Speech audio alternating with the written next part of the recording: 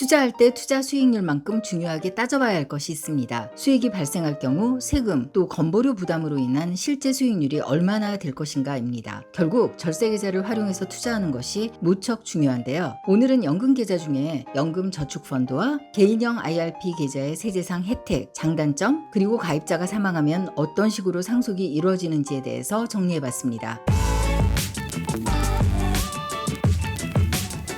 안녕하세요. 데일리머니입니다. 노후를 위한 연금 계좌에는 연금저축계좌와 퇴직연금계좌가 있습니다. 오늘 다룰 증권사를 통해서 가입하게 되는 연금저축펀드는 연금저축계좌에 속하고요. 또 개인형 IRP는 퇴직연금계좌에 속하는 둘 다 사적연금들입니다. 수령할 때 수령 기간과 수령 한도만 잘 지켜서 수령을 한다면 국민연금과 같은 공적연금과는 달리 세금이나 건보료 걱정에서 자유로운 편입니다. 개인형 IRP나 연금저축펀드 등 연금계좌의 장점은 크게 두 가지입니다. 첫 번째 장점은요, 단계별로 주어지는 세금 혜택입니다. 우선 납입단계 세액공제를 보면요, 연금저축펀드는 연 600만원, 또 IRP까지 합치면 연 900만원의 세액공제 혜택이 주어집니다. 아니면 IRP에 900만원까지 넣어도 됩니다. 예를 들어 연 7천만원 연봉을 받는 근로소득자가 연 900만원 IRP에 꽉 채웠다면 118만 8천원이 2월에 세액공제액으로 나옵니다.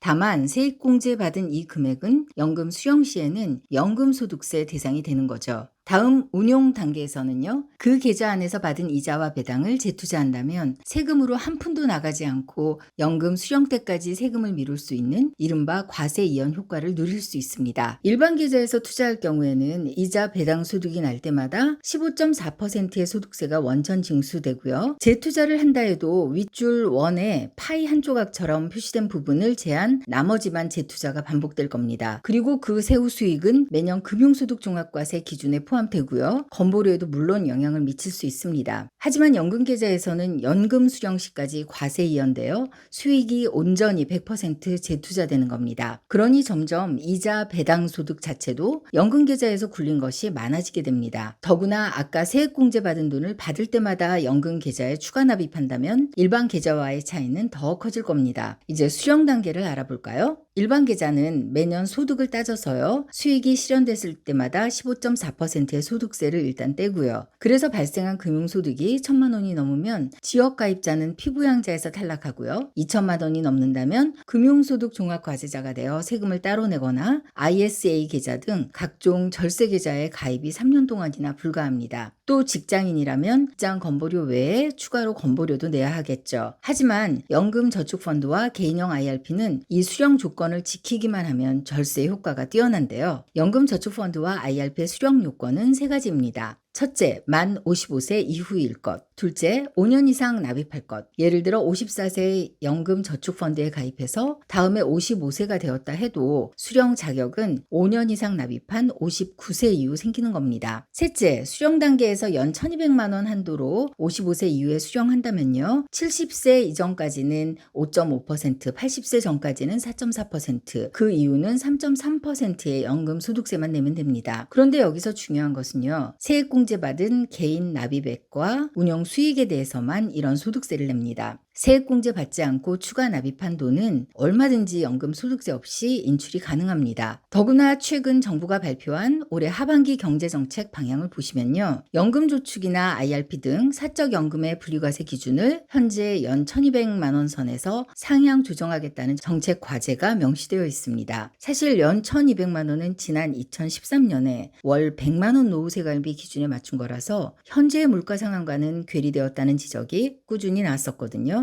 그래서 어느 정도까지 늘어날지는 모르지만 이 한도가 아무튼 늘어난다면 거의 모든 분들이 노후에 3.3에서 5.5%의 저율 과세로 연금 계좌 돈을 인출할 수 있지 않을까 싶습니다. 연금 계좌의 두 번째 큰 장점은요, 가입자가 사망한 후 연금 계좌를 상속할 때 그 방법을 승계로 택한다면 상속세의 절감 효과가 뛰어나다는 것입니다. 가입자가 사망한 후에 연금 계좌에 대해서 상속인들이 취할 수 있는 방법은 크게 두 가지가 있습니다. 연금 계좌를 승계할 것이냐 해지할 것이냐입니다. 이 중 배우자는 승계나 해지 둘 다 가능하지만 자녀가 상속받을 경우는 해지만 가능합니다. 먼저 배우자가 승계할 경우를 알아보면요. 사망한 가입자의 납입 기간과 배우자의 나이, 이 둘의 조합으로 수령 개시를 할 수 있게 됩니다. 예를 들어 사망한 가입자가 연금 계좌를 납입한 지 5년 이상이 되었더라도 배우자의 나이가 아직 55세가 안 되었다면 55세가 되어서야 승계로 인한 수령 개시가 시작됩니다. 배우자가 수령할 경우는 수령 개시 후 수령한 만큼씩 연금 소득세 3.3에서 5.5%를 내면 되고요. 만약에 연금을 타던 배우자도 사망을 한다면 이번엔 자녀에게 상속이 되겠죠. 자녀는 남은 연금에 대해서 연금 소득세를 내고 해지하게 되며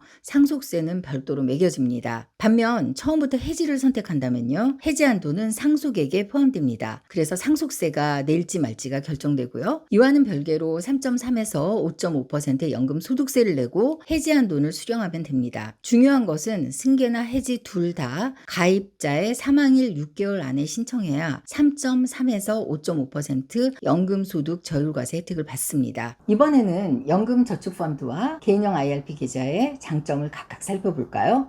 먼저 연금저축펀드부터 살펴보겠습니다. 장점 첫 번째는요. 두 계좌 모두 만 55세 이후에 수령이 가능한 계좌이지만 연금저축펀드가 개인형 IRP에 비해서 중도 인출이 훨씬 자유롭다는 것입니다. 표를 보시면요. 연금저축계좌와는 달리 IRP 중도 해지 사유는 상당히 빡빡합니다. IRP의 경우 허용된 중도 인출 사유가 아니라면 전액 해지를 택해야 합니다. 그렇게 되면 세액공제 받은 금액과 운용 수익에 대해서도 어쩔 수 없이 16.5%의 세금을 물고 해지가 되는 거죠. 그렇다고 전액 해지를 해버리면 경제적으로 물론 손실도 주지만요. 가입자의 추후 재테크 방향성도 혼란스럽게 할 여지가 아무래도 높겠지요. 반면 연금저축계좌의 경우는요. 이렇게 인출 순서에 따라 중도 인출이 이뤄지니 16.5%의 기타 소득세를 물지 않는 범위 내에서 세액공제 받지 않는 원금만 중도 인출할 수 있습니다. 그래서 제가 추천하는 거는요. 연금 계좌에 추가 납입 한도까지 납입을 한다면요. 일단 연금저축펀드에 600만 원, IRP에 300만 원, 추가 납입은 되도록 연금저축펀드에 채우시는 걸 추천합니다. 세액공제 받지 않은 추가 납입금을 비과세로 중도 인출할 수 있는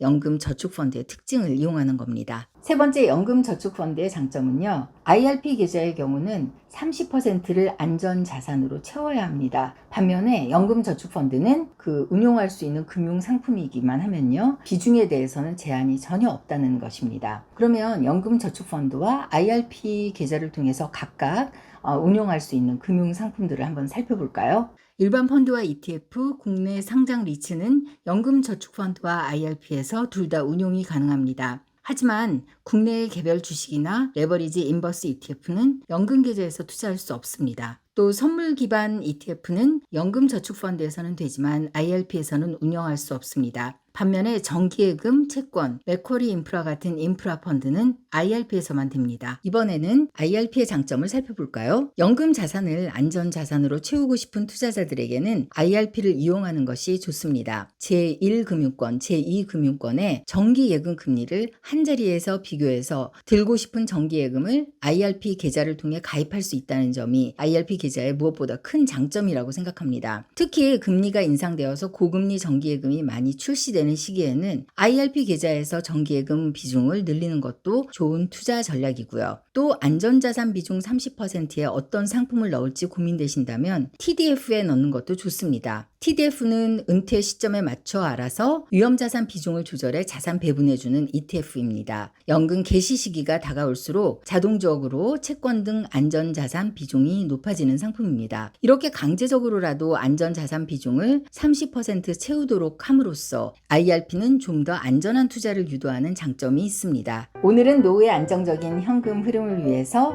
적극적으로 활용하면 좋은 연금저축펀드와 개인형 IRP 계좌의 공통되는 장점과 또 각각의 특징에 대해서 알아보았습니다. 특히 연금저축펀드의 경우에는요. 소득이 없어도 가입이 가능하고 사실 단점을 찾기 힘든 장기 절세 계좌이니까요. 꼭 가입하셔서 적극적으로 활용하셨으면 좋겠습니다. 오늘 영상 도움되셨다면 구독, 좋아요, 알림 설정 꼭 눌러주세요. 데일리머니였습니다.